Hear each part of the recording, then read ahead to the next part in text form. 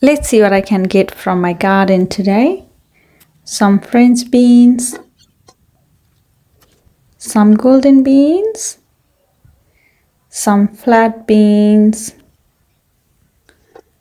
and I've got just one and only capsicum, which is overripe, and some tomatoes, very little ones, some broadleaf mustards, and more of those, some lamb's quarter, and some dill as well, some peas, I think sugar peas and snap peas there, mix of those, some more and more, some green beans, hyacinth or labla beans, whatever you call it.